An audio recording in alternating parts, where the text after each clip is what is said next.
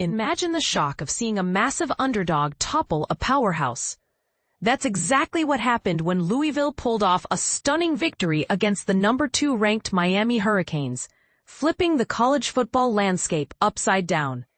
In a game that had everyone talking, the Cardinals snagged 4 interceptions from Miami's star quarterback, Carson Beck, clinching a 24-21 win at Hard Rock Stadium. But here's where it gets controversial. Could this upset be a sign that Miami's high-flying offense is cracking under pressure, or is it just a fluke in an otherwise brilliant season? Stick around, because we'll dive into the details, and this is the part most people miss, the strategic genius that made it all possible. Taking place in Miami Gardens, Florida, this clash showcased Louisville's head coach Jeff Brohm at his best. Since the 2023 season kicked off, no other coach in the Atlantic Coast Conference has racked up more wins than him, and this Friday night triumph might just be his crowning achievement so far. The Cardinals, who were long shots at 13.5-point underdogs, not only defeated Miami, but also reshaped the college football playoff picture for the ACC.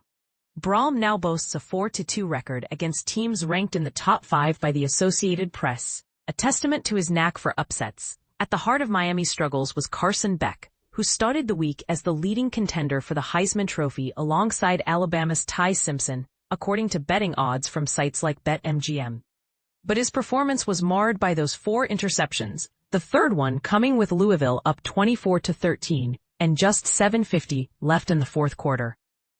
It seemed like the game was all but over for the Hurricanes, until a fumble by Louisville's tailback Isaac Brown kept the drama alive.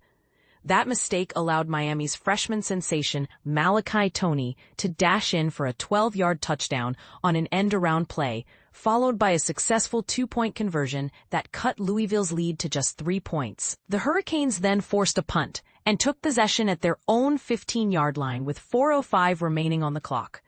Beck drove them down to the Louisville 31-yard line with only 36 seconds to go. But on the very next play, he threw an interception to South Florida's own TJ Capers, who deflected the pass at the line of scrimmage to secure the victory for the Cardinals. This result throws Miami's path to the ACC title game into question. Teams like Virginia and Georgia Tech remain undefeated in conference play and won't face each other or the Hurricanes anytime soon. As college football analyst Chris Vanini tweeted on October 18, 2025, Miami does not control its path to the ACC title game right now. Virginia and Georgia Tech are undefeated in ACC play and don't play each other or Miami. Long way to go, but keep in mind, it's a reminder that the season is far from over, and paths to glory can shift dramatically. Coach Brohm summed it up perfectly in his post-game remarks. We knew we were playing a great team and had to be really sharp, do some different things. Beck is a good quarterback, and that's a good offense.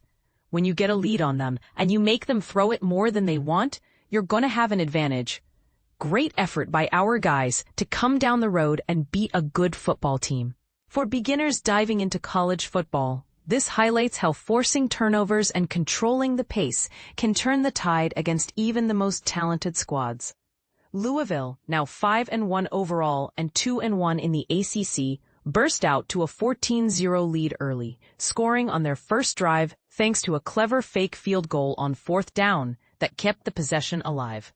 Quarterback Miller Moss then plunged in for a touchdown on the next play. The Cardinals never fell behind from there, despite Miami's reputation for having one of the nation's top pass-rushing units, with players like Ruben Bain and Akeem Messidor. Brohm's innovative play calling neutralized them, allowing Louisville to outrush the Hurricanes 119 yards to 63 on the ground.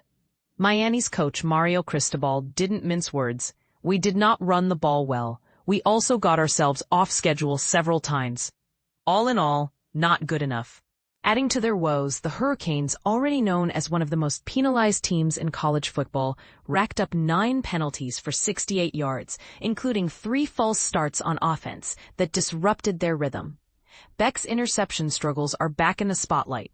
As one of Miami's biggest offseason signings, he stepped in to replace NFL draft pick Cam Ward after the team boasted the top-scoring offense in 2024. Beck had shone brightly in a recent win over Florida State with 4 touchdown passes, and he entered the game leading the ACC in completion percentage, 73.4%, and passing efficiency. But after nailing his first 5 throws, he tossed his initial interception by forcing a pass into triple coverage to Malachi Toney, only for Louisville safety Antonio Watts to make a jaw-dropping catch at the 32-yard line. Just 2 passes later, Beck targeted Keelan Marion downfield after a pump fake failed to shake the defense, resulting in another pick. Fans might recall that last season at Georgia, Beck threw a whopping 12 interceptions total, drawing criticism for his aggressive, playmaking style that sometimes led to costly mistakes. This game marks the 4th time since 2024 that he's thrown at least 3 interceptions, and it's sure to impact his NFL draft prospects. But here's the controversy. Is Beck's risk-taking brilliance worth the turnovers, or should he play it safer to protect his stock?